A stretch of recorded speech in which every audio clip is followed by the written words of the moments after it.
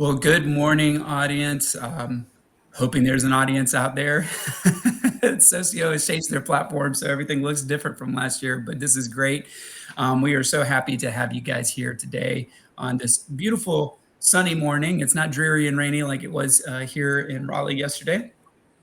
Quick introductions. I am Douglas Price. I'm one of the board members for Fostering Family Alliance here in North Carolina, and I am here with Christy Street, who is going to be presenting today on access to healthcare for our summit for Fostering Family Alliance Teaming with Teens. So we are super excited to have Christy here with us today and to have you all in the audience here with us. Before I introduce Christy, just a couple of quick features on the Socio platform. There is a chat box over somewhere that should be accessible to you. It's on my right. I'm assuming that it's the same for the rest of you. You can chat directly to me in that chat box. You can introduce yourself to each other in the chat box. You can even post questions in the chat box. I'm going to be the moderator for this session. Eventually, you're going to see my box disappear while Christy is presenting, but I am still here and I will be monitoring the chat. So if there are specific questions that come up, I will make sure that we shoot those over to Christy. And I will apologize in advance if I miss any questions that happen to come about. So without further ado, we're going to go ahead and introduce Christy for the sake of time. And this is Christy Street. Christy, if you'd like to wave to everybody. And Christy is the program director for the Fostering Health North Carolina. She's been with Fostering Health North Carolina for 4.5 years, and she's been a social worker for about 20 years. And I asked her to share with us a fun fact for today, and her fun fact is that she has 4 dogs, and there is one of those dogs that is asleep right beside her and hopefully will stay asleep during the presentation today. So without further ado, Christy, I'm going to turn this over to you, and you can take it away. Thanks for being here. Great. Thanks, Douglas. You can hear me. Yes. Yes, we can. Okay. Wonderful. Hi, everyone. I hope there is, like Douglas said, I hope there is an audience. If you can, if it's okay, put your name in the chat box. That would be nice, just to know who all came, I guess. But again, I'm Christy Street. I'm with Fostering Health North Carolina. I'm going to tell you a little bit about that, as well as access to health care for children and youth in foster care and those aging out. So this is just an outline of what I'll talk about today. I'm going to talk about our program, Fostering Health NC. I'm going to talk about the American Academy of Pediatrics guidelines for youth in foster care. I'm going to talk a bit about the medical home model, medications, helping your transition age youth navigate healthcare, care management, Medicaid, and resources. So Fostering Health NC, that's who I work for. Who are we and what do we do? So we're a program that is housed out of the North Carolina Pediatric Society, which is the membership society for pediatricians in the state of North Carolina.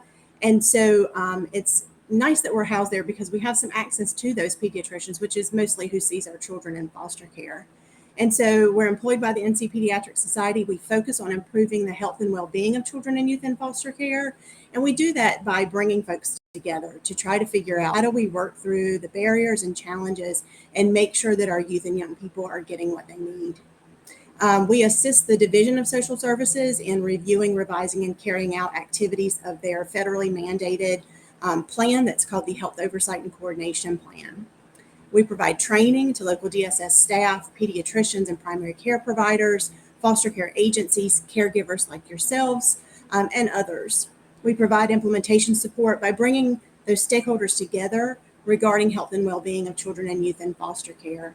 We bring counties together, usually at the local level, to bring those partners in the local areas together to identify problems, troubleshoot, try to develop processes that will work for all the parties involved. We also maintain a resource library for all of our partners to use for resources and materials. So the why. Why do we do this work? Why are we contracted to do the work?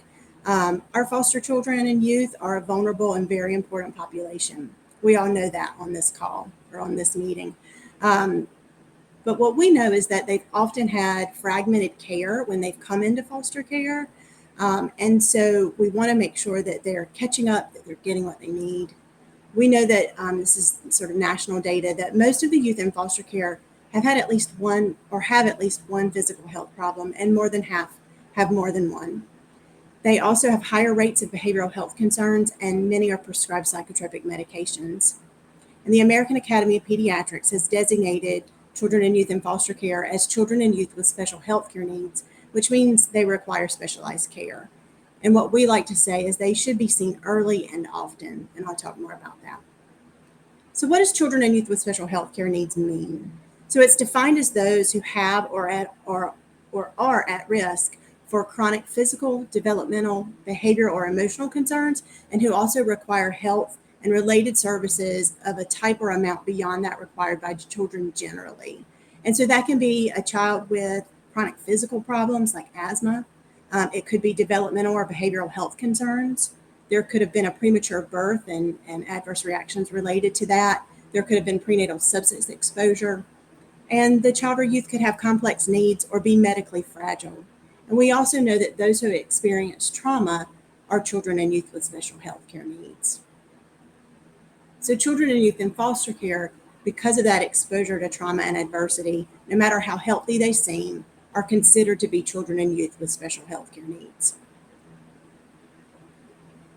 So the American Academy of Pediatrics has certain guidelines for children and youth in foster care, and some of this is for the younger population, but today we're talking about our teens, so I'll just gloss over some of the younger population information, but it'll be here on the slides when those are available. So as I mentioned before, they should be seen early and often. So early meaning early when they come into care. So a child new into foster care should be seen very quickly, and then also be seen often and more often than their counterparts that are not in foster care.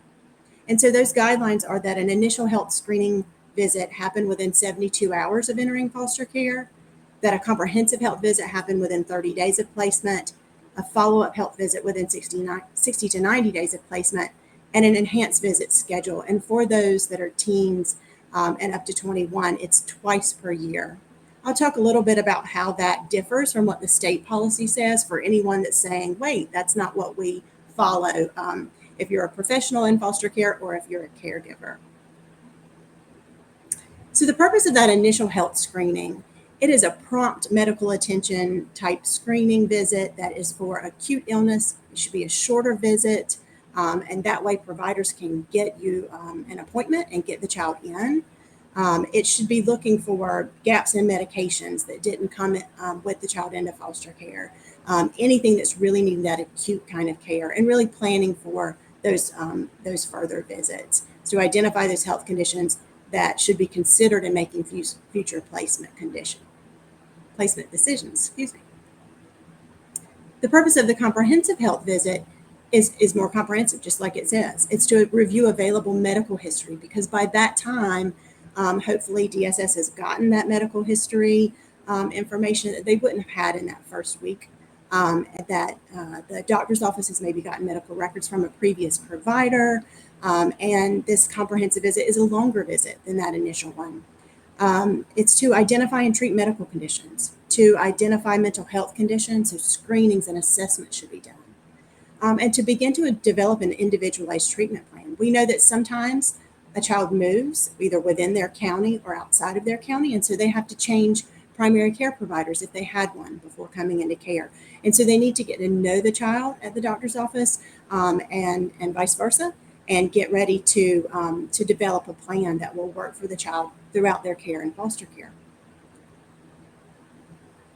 The purpose of the follow-up visit and the enhanced visit schedule is to really continue that care. So children that are not in foster care are seen about once per year for a well visit. As I mentioned before, the ones that are 2 to 21, it's recommended that that is twice per year, as well as any sick visits or any other things that people need to go to the doctor for, but for those overall well visits. And that's to promote overall wellness, preventive care, age-appropriate types of guidance. And then also to identify any of those conditions, so whole body care, any conditions or problems that have come up that are of concern to the child or youth, the social worker, the caregiver, and even the biological family. To continue doing any of those types of screenings, there's certain cadences that happen for screenings for children and youth, to assess goodness of fit between the youth and the foster parents. You want to make sure that foster parents are well equipped to be able to help the child manage conditions manage medications, manage referrals to different agencies or specialists, provide health education relevant to the child's condition or any issues of concern, to update immunizations, review any findings of any assessments that might have been done, update, refine, and reinforce the treatment plan. If reunification is the plan, or if aging out is the plan, whatever the plan may be, it really is a way to update, refine, and reinforce that treatment plan so that everyone's on the same page in regards to health care for children in foster care. And then also that age-appropriate anticipatory guidance. So things that, based on age, that children or youth and their caregivers need to know. So I mentioned the medical home model. So we promote the medical home model, as does much of Medicaid in North Carolina. And what is a medical home and the medical home model? So a medical home is not just a place, but it's an approach to providing comprehensive health care. So it is a place as well as the comprehensive health care. So it's the doctor's office, typically. The primary care provider or pediatrician is who usually guides that care for a child in foster care. That's who they see more often. But it also involves you as the caregiver. It involves the social workers and the DSS staff. It involves the youth, the biological family if they're involved. It involves care management if they are involved, specialists, behavioral health providers, really whoever is on the care team for the child that's in foster care. And a medical home should be accessible, so it should be easy to obtain the care, coordinated, so there should be gathering and sharing of medical history and current concerns, comprehensive, so addressing all those needs, so whole body care. So the primary care provider isn't going to do dental health care, but they are going to do a dental evaluation, so looking in our mouths, as you may know from going to the doctor's office, for any obvious concerns, and making sure that there's a referral or information about the local dentist. The same thing for behavioral health care or other specialists. It should be patient and family centered, so partnering with the patient, and things should be age appropriate, partnering with the family and caregiver, providing that continuity of care. There's an importance of that continuity because getting to know that young person who may have had a lot of change in their life, so that there's some trust developed, and so that they can continue that relationship is really important. Best practice is so that the same provider see the child in every visit. Sometimes that isn't feasible based on scheduling and things like that, but that is best practice. We want everyone to be compassionate and trauma informed, and we want everyone to be culturally competent and effective, and really being able to meet the family where they are and be knowledgeable about their beliefs, their culture, their language, and traditions.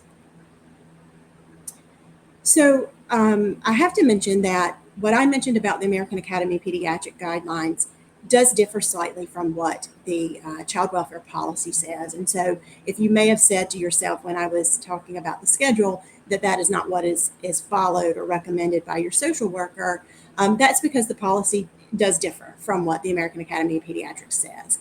And so we promote the gold standard and we promote what AAP says because we feel like it is what is best practice for children in foster care because of the increased risk due to adversity and trauma.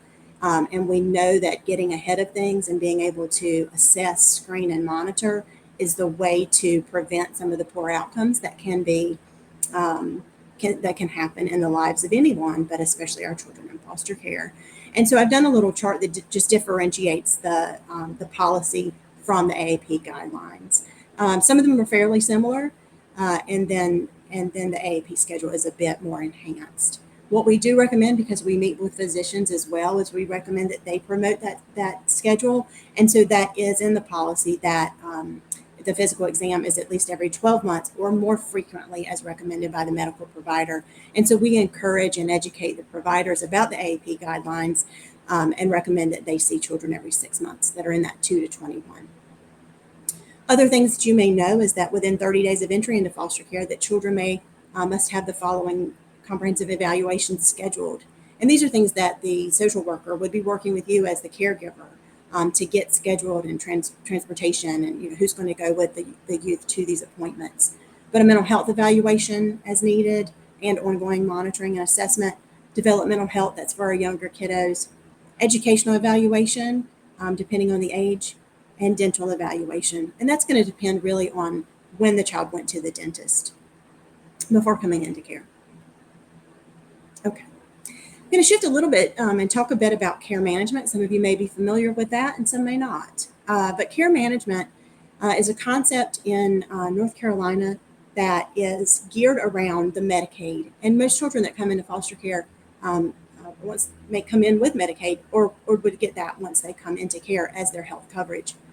And so Community Care of North Carolina is the agency that contracts with North Carolina Medicaid to provide care management services to some Medicaid beneficiaries, and that includes the foster care population. And this gives their mission. So what does CCNC care management look like?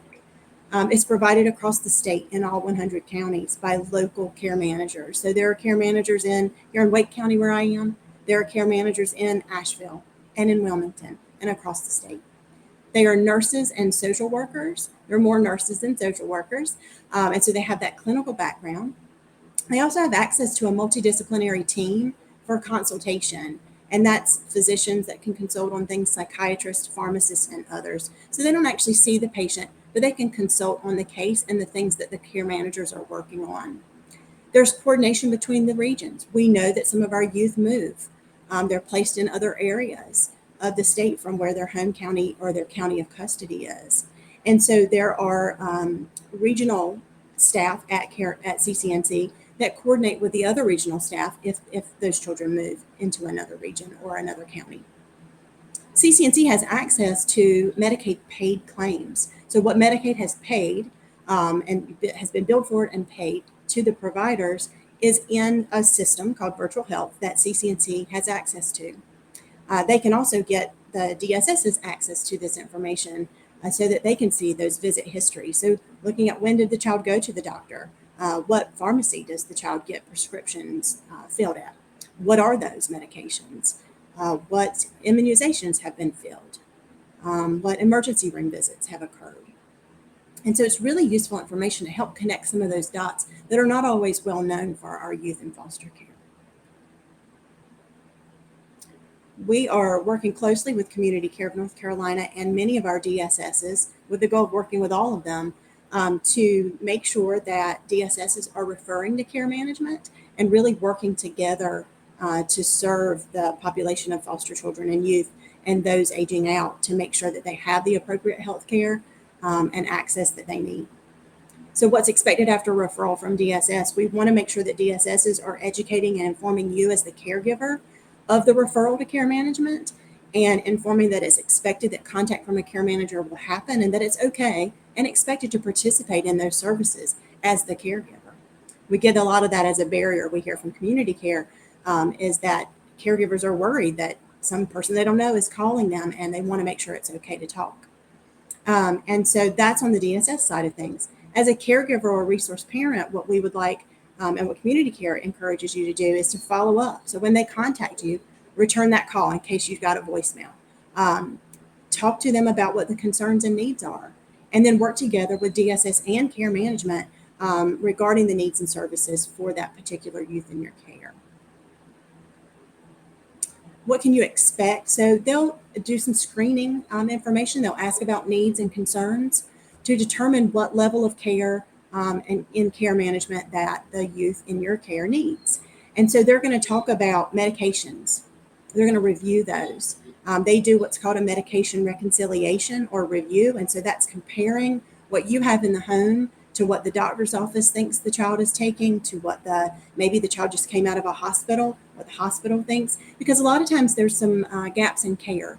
Not everyone communicates like they should. The psychiatrist and the primary care provider may not be on the same page or communicating. We all want them to, but in reality, that doesn't always happen. And so we want to make sure that all the right medications are in your home and in your care to make sure the child is getting those and not getting too much of something, or two of the same type of medicine when they don't need it, or that they're missing something that they need to be prescribed. They're going to talk about conditions, diagnoses, or concerns. So let's say a child has asthma. They're going to talk to you. And in the instance of what we're talking about today with teens, most teens, they're going to talk to the teen about their asthma and about the management of it, the medications, what they do to prevent exacerbations of their asthma, concerns about how to use the devices that come with a diagnosis of asthma. This is true of other health diagnoses as well. And they're going to talk about health goals and action steps. So, what goals does the youth want to work on in regards to their health care and their overall well being? They're going to promote that enhanced well visit that I talked about before. They're going to help link you to resources and services. So, they're in those local communities. And if the child needs access to, let's say, speech therapy or physical therapy for some reason, they can help with linking to that, because we know the DSS social workers can't do it all. They also may not be familiar in an area of what those resources are in the health world, but that's what care management does. So how will they communicate with you? Primarily by phone, some probably by email, and they're going to probably mail you some information as well. Could be some resources, and as well as what's called a member action plan. There's a lot more about care management that I could go into, but given our time today, I just wanted to touch on that. If you aren't familiar with care management, feel free to reach out to me, and we can talk more about that. But we're really pushing in getting children, youth in foster care assessed by care management to make sure that that care is being coordinated and appropriate for the youth in foster care. So next, I'm going to talk about medications. Hey, Christy. Yes. Sorry. It's Doug. I'm coming off just because there's a series of questions that have come up, and this might be a good time before you go into the next session, Sure. or the next section, sorry, to maybe address some of these previous questions as they pertain to the last two sections. So I'm going to give you the questions, and hopefully I'm interpreting these correctly. So the first one is, how do you suggest helping your pediatrician to being more open and aware about co-parenting for a child whose bio parents are able to be active in their child's medical life? So what I'm assuming here is that the question might be pertaining to maybe the pediatrician is a little bit more unaware of the co-parenting aspect in foster care between foster family and bio family still being active and involved in the child's life. And I'm also going to assume that maybe this is coming off, maybe you're a family that already has an established pediatrician, maybe with your biological children or other adoptive children, and maybe there might be some incongruities with the pediatrician understanding the complexity of foster care and foster care life. So how do you suggest engaging that conversation? That's a great question. I think that, and there's lots of things that it depends on what the particular scenario is. But I think one thing would be, we hear from our primary care providers that they don't know how it all works. And so one thing that I say about our work at Fostering Health is we try to bring the entities together to help them speak the same language, because DSS speaks a language that is not the same language, figuratively, not in reality, that a primary care provider speaks. So the doctors know generally what foster care is, but they don't know all those nuances. They don't know if a foster parent or if a bio parent can come to the appointments. They don't know if they're going to get along with the foster parents. So they have these, I think, these sort of worst case scenarios they're hearing about or worried about, that they don't know how to act. They want to make sure that they're not doing something that's against what a court order might say. So what we really encourage is that DSS social worker communicating in the best way possible. We know they can't always come to the appointments. We know that you as caregivers a lot of times are the ones taking the children to the appointments, and sometimes it's everybody, and that's wonderful. But really communicating that either verbally as a DSS social worker or through paperwork, so that we know a placement letter often goes with the caregiver to the appointments, and really laying that out, that it's okay that Sally Jones, the biological mom, attends these appointments, and make sure that the guidance is given to all involved that are going to be there to be able to help improve those relationships and improve that input, because we do talk, and we talk with primary care providers as well to educate about this, that on their end communicating, but they don't always know who to communicate with. So it really does fall on DSS to initiate that communication, because we know they're not always going to be able to be in those appointments, and also educate you as the caregiver on what the guidelines should be in this particular case and who can attend, and and what that feedback should be. Because we all know that to be successful, if reunification is the plan, or if involvement in whatever capacity is the plan for the biological family, that they absolutely need to be involved. We all, that it takes a village is a little cliche, but it's absolutely true in that to help a young person be healthy and maintain health and well-being, it really is going to take everyone involved. And for that parent, if reunification is the plan, to be successful, they need to know that healthcare aspect for their children. So I would say just continue that education, and encourage the DSS to continue that education with the providers and everyone involved. The next question, actually, the next two questions are in relation to the last section, which was the care management system. So the first one, I think, is just trying to clarify. So the care management system, are these only specified providers who are a part of this system, or is this just a generic, like once your child is in the foster care system, that there's this larger ethereal system that exists that providers have access to and they become a part of that? I think they're trying to clarify really if this is something like I need to go to a provider and I need to say, are you a part of this care management system? Okay. Like you're looking for a special certification or something. I think I understand. So community And care. I hope I'm relaying this correctly. Sure. So if not, certainly chime up in the chat. So Yes, and if I answer it off base completely, feel free to ask it in another way. Yeah, so and things have changed, and I'm going to talk a bit about Medicaid in a bit. That will talk a little bit about the changes. And so how I would have presented this a year and a half ago is different than how I present it now because of these changes, and so it's a little bit more confusing.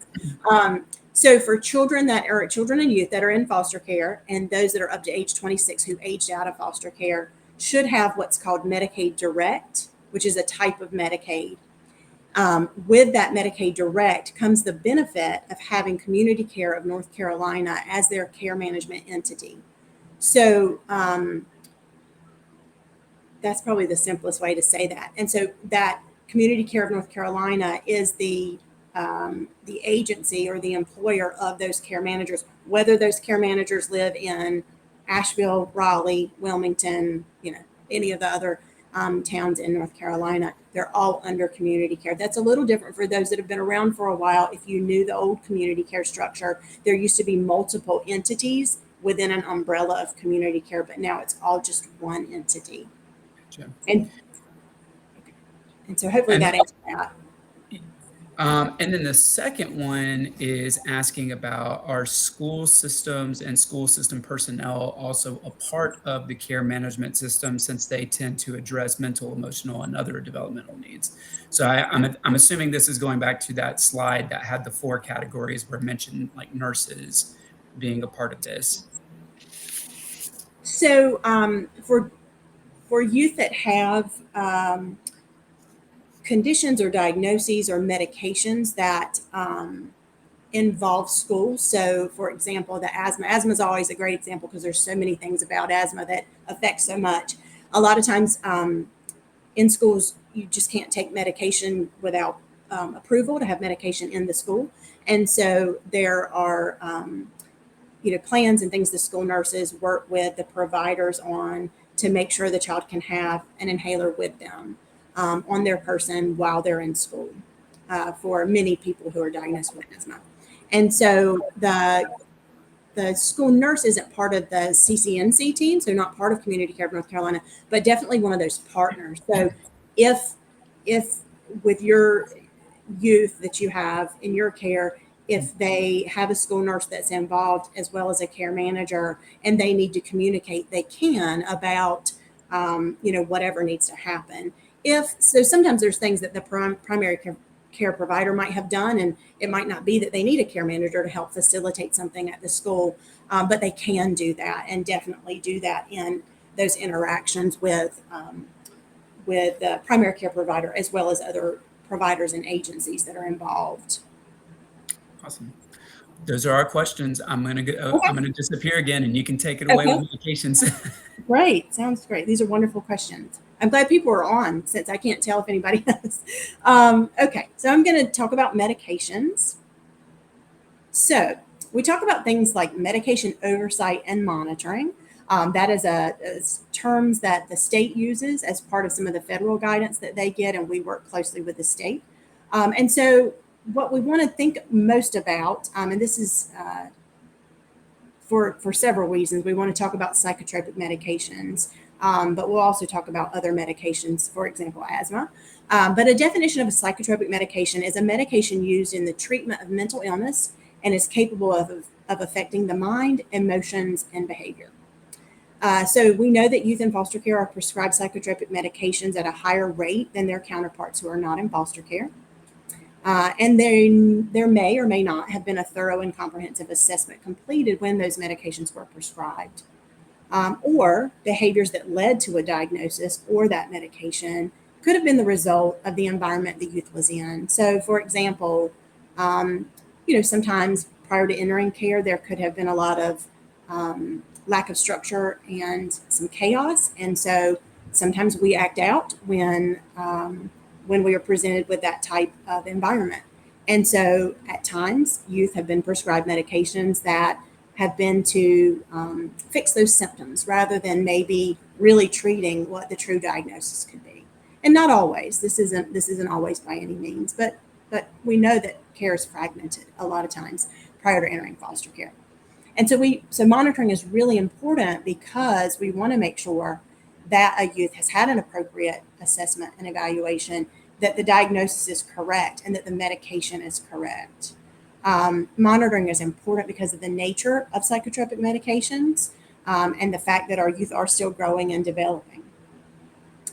Monitoring and oversight involves multiple members of the care team, so not just the one that prescribes the medication. So the providers on a youth care team should be aware of medications prescribed by other providers so that monitoring can be completed, and also so adverse reactions or contraindications are avoided. We don't want the psychiatrist to be prescribing one thing and the primary care provider prescribe another that could cause an adverse reaction or something, with a negative outcome for our young people. So that communication is so important. And yes, ideally, a psychiatrist and a prescriber or a primary care provider would be communicating, would be all on the same page. But in reality, we know that we will all need to continue to do this work and everybody really communicate about the care, because things do just, some folks don't know what they don't know. And so we just need to make sure everybody is on the same page. And then I have noted our resource library there as well. So as I mentioned, it involves multiple caregivers, the prescriber who's responsible for ensuring the assessment is completed, as well as follow-up, ordering any labs or other monitoring. Often that's the psychiatrist, but our pediatricians also prescribe psychotropic medications for like ADHD or depression or adjustment disorder. So some of those that are not the higher level of psychotropic medications. Other prescribers on the youth care team should be aware. The foster parent or caregiver, so you, mostly who should probably be on the call, I'm guessing. The youth spends most of the time with you. So you're the one that's going to recognize side effects or adverse reactions. And so knowing what to look out for is really important in your role as the caregiver. Also, you're often the one with the logistics of getting medications filled at the pharmacy and the responsibility of storing and maintaining the medication in your home. And then the DSO social worker, they play a role in all of it. They have responsibilities of monitoring and oversight of medications as well. They are to discuss and review those during the monthly contacts as part of the policy. So back in May of 2021, the state changed the policy slightly. And so you may have been a part of this during your monthly contacts with the social worker, is that they should be monitoring medications.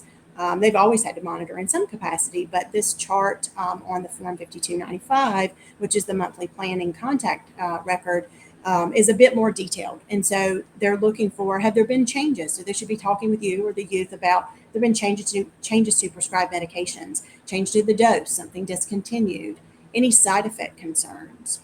And then if there are changes, what warranted the change? And if there are any side effects or concerns or a need for just some coordination of care, they should be making a referral to care management, so to community care of Wake Community Care of North Carolina, to help with that medication reconciliation. So this is how the policy changed in regards to medications. So for children and youth in foster care receiving psychotropic medications, agencies must refer and coordinate services for all children in foster care who receive psychotropic or other high alert medications included in the best practices for medication management for children and youth in foster care to care management through Community Care of North Carolina within 7 days and request a medication reconciliation from that care manager. So that's a part of the policy, whereas before that referral to care management was voluntary. We've all been working really hard to get that across the state because we want to make sure that youth in foster care are referred to care management. And a lot of times the social worker doesn't have a lot of background information, and community care has that claims information that I mentioned before and can help with helping figure some of that out. You know, if the biological parent isn't available or isn't willing to provide information, then some of that claims information can be helpful in connecting the dots of where did the child go to care, where did they get their prescriptions filled, and things like that. And so it mentioned psychotropic medications, which I talked about, but then high alert medications are medications that can cause withdrawal symptoms if stopped abruptly. And so a good example of that would be stimulants. So that's a psychotropic medication and a high alert medication. So the ADHD medications, those can cause withdrawal if stopped abruptly. So we want to make sure that that's not done and make sure that those are, that everyone's aware of those. High alert medications also includes those that would be risky to stop due to potential disease reoccurrence. So an example would be diabetes medications. If a child has diabetes and is taking insulin, you don't want there to be a lapse in insulin because there can be adverse effects from that illness, hospitalization, or worse. And then high alert medications also include medications that might be needed in an emergency. So an EpiPen. If any of you have cared for a child with an allergy, you know what an EpiPen is. And someone with a strong allergy needs to have that EpiPen with them at all times in case they come into contact with that. Another example, because I talk about asthma a lot, would be that rescue inhaler, the emergency inhaler for asthma. So those are ones to be really mindful of in that care and that whole care team being aware of the medications. So there's some resources to assist with medication oversight and monitoring. And there's a few, the document I mentioned before that talks about high alert and red flags. It is geared in some parts more towards pharmacists and prescribers, and not those of us like myself that are social workers, or maybe some of you who are not in the healthcare. I realize some of you may be in healthcare as caregivers. But so we don't want things that are too hard to understand. We want everybody to know how to easily do this because life isn't easy. You have a lot going on as a caregiver. And so in our Fostering Health North Carolina library, we have a medication section. We have lots of other sections as well to talk about that addresses resources around medications. And this one is great. Everyone that I've introduced it to really does like it because it's easy to use, it's color coded, and good for us lay persons who are not pharmacists or psychiatrists. And it's called the Guide for Use and Monitoring of Psychotropic Medications in Children and Adolescents. And you'll be able to click and get that document or go to our website and get it. So the Guide for Use and Monitoring, and everything we name seems to have a really long name. I'm not really sure why we do that, but this guide includes information for child welfare workers, care managers, and caregivers to use when they want to learn more about a psychotropic medication. It's a color-coded quick reference guide for each medication. There are questions at the end to ask that a foster or resource parent could ask a prescriber, or the young person could ask the prescriber, and a glossary of terms for things that are more clinical that some of us may not know. So these are just screenshots from that document. It's about 17 pages long, I believe, and you don't need all of it at once, but I wanted to just screenshot a couple of the pages to show you how you would use it as a caregiver. And if you print it out, it's useful to print out in color because it is color coded. We also have it number coded for those who don't, who may have some color blindness. But towards the back of it, there is a key that differentiates the colors. And so we have ADHD medications, depression and anxiety medications, second generation antipsychotic medications, mood stabilizer medications, and sleep medications. Those are the psychotropic meds, and they're color coded. So, on the next page, let's say that a youth in your care has been prescribed Abilify. Either they've come into your care on Abilify, or they have been in your care, have been seen by the psychiatrist, and are being prescribed Abilify. Let's say you don't know what Abilify is, what it does, what to look out for. You would find Abilify on this chart, and on this chart are the name brand names and the generic names. So it's circled there. It's in the red category. It also has a number 3. So you would go into the document to the red category, and you would find Abilify. So that's the brand name. The generic name is aripiprazole. And then if you go looking across the chart, it lays out what it's FDA approved for. That doesn't matter so much to you. You're not a prescriber, but in case you want that information, because there are some things that they are FDA approved for, and what the indication is for age and age range and things like that. And then there are other common uses. So many of you probably know that when a medication is made by a scientist or a company, it's for one thing. But then they may find out that, it helps with this. So Wellbutrin is an antidepressant, but they figured out it also helps with stopping smoking. And so that's the type of thing that would be listed in the other common uses. The most useful 2 columns would be the potential side effects. So yes, you get this in that piece of paper that the pharmacist staples to the bag that you get medications. But if you're like me, many of us don't read those. We're busy. And if there are multiple medications or multiple children, it's hard to read through all of those. And it's very fine print, very small, all that. And so this would lay out the potential side effects. So for this chart in the second generation antipsychotic medications, all of these potential side effects at the top are relevant to any of these medications that are in this category of medicines. Down at the bottom, it does say olanzapine, which is another medicine, has a greater risk of weight gain and lipid changes. So that's just specific to olanzapine. But these other ones are potential side effects of this category. Doesn't mean it's going to happen, but it's important to just be aware of them. And that way, if something starts to happen, if weight gain starts to happen, for example, because a lot of the psychotropic meds can have a weight gain component to it. And so really thinking about, is this a sudden weight gain on the part of the youth in your care? Or is it a growth spurt because of puberty? Is it eating a lot, eating different, more caloric foods or something? And really just being able to bring that to the attention to the prescriber and care team so that it can be monitored. And for some of these, there are words that as we were making it, I didn't know what some of these things were. And so there is at the back of the document a glossary of terms to tell you what some of these things mean. I didn't want to list them all in the charts because then the charts would go on forever. And then there's monitoring needed. So some of these medications, and actually all of the psychotropic medications, require some level of monitoring. It could be weight, height, and body mass index, which would be done at the primary care provider's office. We all get our weight and height done anyway. But some of them require an EKG. The stimulants for ADHD require an EKG to make sure there's not a cardiac issue.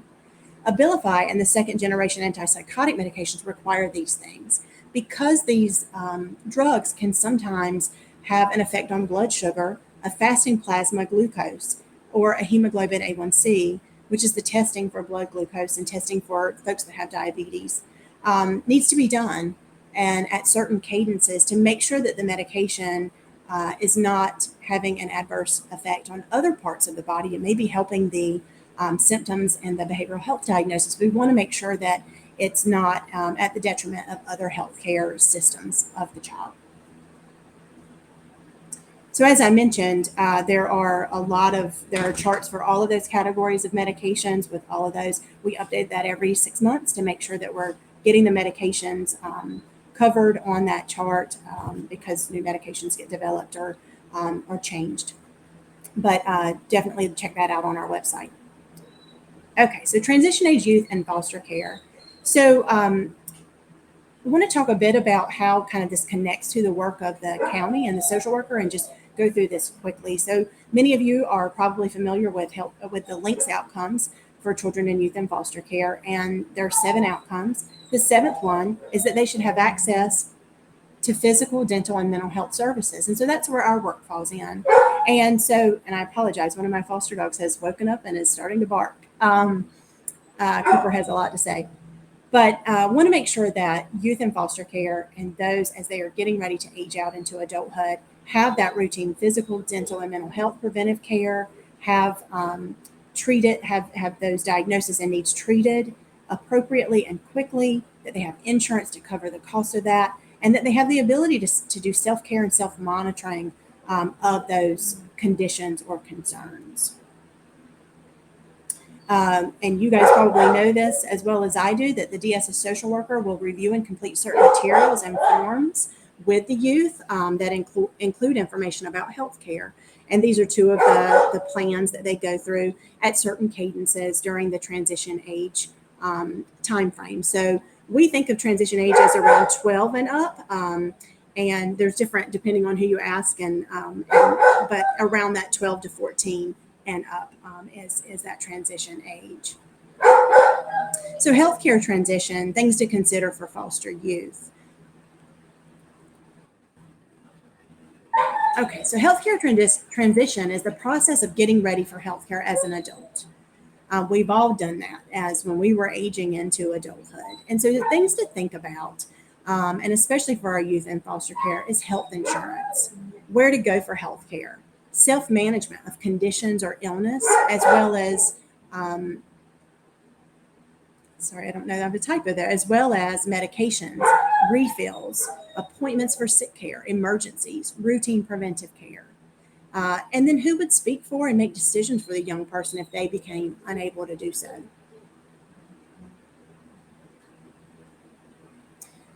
So how foster parents, caregivers can assist a transition age youth. This comes from gottransition.org. It's a great resource around transition for any young person transitioning into adult care. But we have tailored this a little bit to think about for foster youth. And so on the left-hand side, you see the age ranges, so 12 to 13. And all of this is based on the youth. So not every youth is going to be cognitively or intellectually ready for these conversations at these particular ages. So it's really going to be tailored to that care and to that particular team. So I apologize for Cooper. So thinking about helping a youth learn about their health conditions, about their allergies, encouraging youth to ask questions of their doctor at this age, finding out what age the doctor stops seeing young people. So some pediatricians see teens up to age 18. Some see them up to age 21. And that's important to know for a child that is going to be aging out of care, so that they know when to prepare to change healthcare providers. At the age 14 to 15, learning what they know about healthcare, learning what they know about their family history, maybe having a teen carry their own health insurance card or maybe a copy of it, helping them learn more about their health and what to do in case of an emergency. Thinking about helping a teen practice making a doctor's appointment or ordering a refill on their medications. A lot of times, and I think we do this as parents to our own children, is we do all that as they are teens.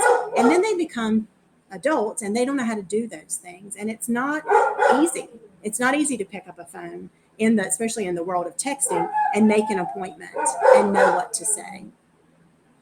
I saw you pop up, Douglas. Did you have... No, I accidentally clicked the toggle, okay, so you gotcha. keep going. Okay. So and again, I apologize for Cooper. I hope everyone can hear me and don't just hear Cooper. We can hear you just Okay, fine. Please great. don't apologize. You are good. Okay. So that's in the 14 to 15. And so then in around 16 to 17, again, encouraging them to make a doctor's appointment, seeing the doctor alone, asking them questions, getting those refills done, working with them and the doctor to make and share a medical summary. So thinking about, especially as they're getting closer to 18 or closer to 21, if in the 18 to 21 program, of having something, and it's going to vary from practice to practice or from youth to youth, of how they want a summary of information, a list of their diagnoses, a list of their medications, something in their phone. A lot of providers or healthcare systems have a portal. Figuring out how to access that portal. I know a lot of us, I have trouble remembering how to access my portal. Knowing how to do that, and that they may differ from provider to provider and might not all be connected. Before your teen turns 18 and becomes a legal adult, figuring out if they will need help making healthcare decisions. And so that obviously involves a lot of the care team, but also in thinking about, and we want everyone to think about, if you were after the age of 18 unable to make decisions for yourself, who would make those decisions? Because just by law, it would be next of kin. And so many of us, and including foster youth, may not want it to be their next of kin because of a lot of reasons. And so but after you're 18, it is next of kin is who someone goes to, unless there are documents that state that you want someone else to do that. So for example, and I'm not a teen by any means, but my sister is the person that would speak for me if I become unable to speak for myself. So she can't speak for me now because I can speak for myself. But if I were to be in a car accident and am in a coma or am, incapacitated in some way, she knows what my wishes about my healthcare would be, and she's the one that would speak up about that. So really in thinking about that for our teens, and that's, part of DSS's job to help do that. And then also for anyone involved, really it's not an easy topic, but really thinking about those things because you want to make sure that when you're not able to talk to yourself, that your wishes are being granted. And then thinking about a teen having to transfer to a new doctor as they go into adult care, as I mentioned before, because of those age ranges. And then if they're in the 18 to 21, really talking with them about finding out more about finding a new doctor, making sure doctors accept their insurance, making sure a young person has a copy of their medical summary, their medical records, that they always have their health insurance card or information with them, and really just mentoring and modeling for them how to navigate that healthcare world because it is not intuitive. It's not easy for most of us. Here's a list, and this is from a document from the AAP that's on our website that talks about getting ready for adulthood and the things that they need to really navigate that system. So the birth certificate, the high school diploma in some instances, government issued photo ID or driver's license, and all of these things on this list. So we're going to talk a bit about health insurance for foster youth and former foster youth. So most youth in foster care have Medicaid coverage while they're in foster care. Some have other coverage, but Medicaid is typical for most foster youth. After aging out of foster care, most foster youth are eligible for Medicaid for former foster care children, MFC, which actually that's not the acronym if you read it literally, but that's what they call it. And so this is eligible, or the young people that are eligible are individuals that are under the age of 26 who aged out of foster care in North Carolina. So they had to have been in foster care at their 18th birthday and were enrolled in Medicaid at the time they aged out. And so that's really important to know. That has been around since the Affordable Care Act came into play. And there has been miscommunication in the past about who is eligible for that. And some young people had been lumped into the wrong category of Medicaid that was not a full benefit category, or were told they couldn't get Medicaid at all. And that's simply not true for those that fit this category. So there's no assessment of assets or income through this type of Medicaid. If you're familiar with other types of Medicaid, they do look at assets and income. That is not in play for this type of Medicaid. So that's important to know. A former foster youth could also be eligible for another category of Medicaid. And so the Medicaid caseworker or income maintenance worker should be looking at all the categories of Medicaid and then the Medicaid for former foster children. But it should be that full benefit package is what they should be looking at, whatever category they're looking at, and not one, for example, like family planning Medicaid, which is not a full benefit package. It covers things around family planning, contraceptives, STD testing, things like that.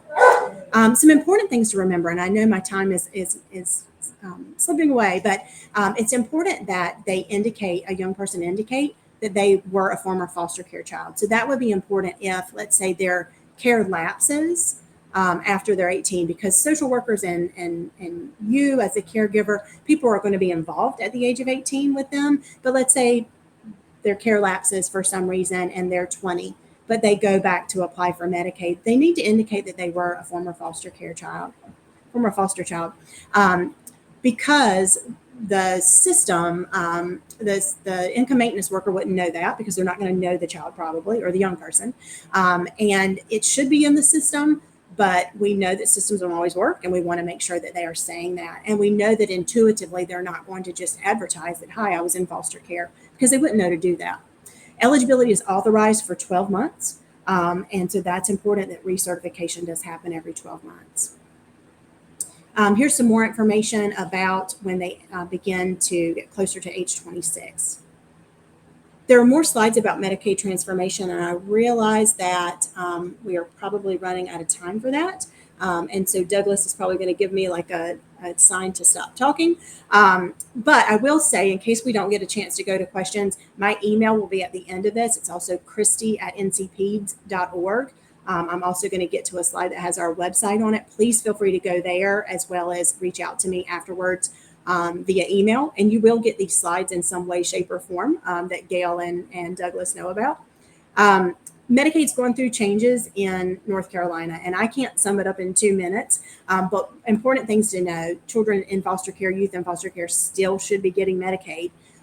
What Medicaid they get when they enter care may change because of the type of care they were getting, or type of Medicaid they were getting prior to entering foster care. And so some of that happens on the back end between the DSS social worker and the Medicaid caseworkers at the county level. But that's really important to know, because it does impact where they can get care as far as behavioral health care and the LME MCOs and that care management. Those that were in foster care prior to July 1st of 2021, nothing should have changed with their Medicaid. So if you have a youth in your care who's been in your care since last year, nothing should have changed. And so that should stay the same as it was. Still be able to see the same provider with the same card, and have the LME MCO involved if they are for behavioral health care, as well as care management through Community Care of North Carolina.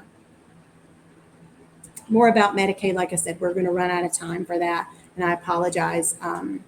Here's a recap on these slides of what to think about and kind of where to go from there. And that's really in just reviewing these materials. There's our website, ncpeds.org/FHNC library. That'll take you directly to our library for those documents I've referenced. And then here is my contact information so that you can reach out to me, and feel free to reach out to me next week.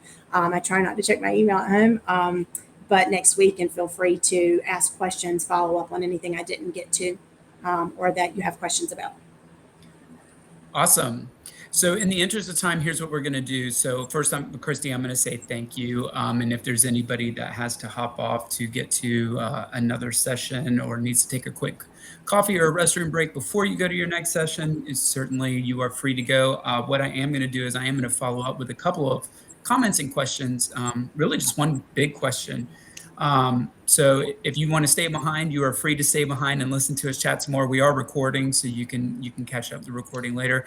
And I have to apologize, for whatever reason, it is not letting me address everybody directly in the chat. I do see your questions, I just can't respond back to them. So will you get a copy of the slides? The answer is yes, in some shape or form. Socio should have at the start, before you entered into the room, it should have had the slides uploaded for you. But if you can't find those or locate those, you can always feel free to reach out to Gail or to Christy directly, and you can get a copy of those slides, and we'll be happy to provide those for you. And then the website is right here on the screen, so you've got access to that website as well. So the first thing that I want to come back to, and we'll work backwards, is that I just want to reemphasize what you were talking about with training your kids to learn how to talk to their doctors and learn how to ask questions. And there really is no such thing as too early to start doing that with your kiddos. We have a 6-year-old and then 2 3-year-olds here in our house. And this is something that we already practice with our little ones here in the house. So when our 6-year-old went to her 6-year-old checkup after her birthday, before we went, we sat down with her. And this was a very short conversation, because the 6-year-old's not going to have a bajillion questions to ask. But we said, hey, are there any questions that you want to ask the doctor tomorrow? And just having those conversations about feeling comfortable asking your doctor questions and knowing that thinking about your body and what's happening with your body and all these different things, that this is an appropriate time and a place and a safe place for you to go and to ask these questions. So there never is such a time as too early to start doing that with your kiddos. So I highly recommend, even if you got young kiddos at home, start having those conversations with them now, because it's going to make the conversations with your teenagers go a lot easier to help train them in what Christy was also talking about having to understand the more intricate matters when it comes to navigating the medical system, especially if they're still in foster care at that. Okay. So here's the one question, Christy, and then we'll let you go. Okay. I'm sorry that I didn't realize you had the next panel. How do you handle conversation with DSS workers when they are not receptive to medical assessment that you might be making as a foster care parent? And I know that I've had my own kind of issues with that as well. So I kind of feel where this is coming from. So if you want to quickly respond to that, and then we can hop off. Yeah, so I think if I understand something that you're noting as a caregiver in the home, that, maybe they're not paying enough attention to, or not, accepting your expertise as the person who's with the child almost 24/7. I would really encourage, trying to talk with them. I think you can also go to a supervisor if you need to. I mean, you're looking out for the best interest of a child, and, obviously there's a way to address things. Looping in the providers and care teams, a lot of times, we can't know everything, and we're not all doctors, or we're not all, we're not all caregivers. And so, the youth, and we want to make sure that it is a team. And so I would encourage, trying to talk with them, looping in those, supports at their agency, as well as, and others on the care team to help address those, including the primary care provider, the care manager, behavioral health provider, whoever is involved with the child. Well, Christy, we thank you so much for your time today, and everybody else, we thank you for your time in here, and we hope you enjoy the rest of the summit. Thanks, Thank you, Christy. everyone. Take care. You too.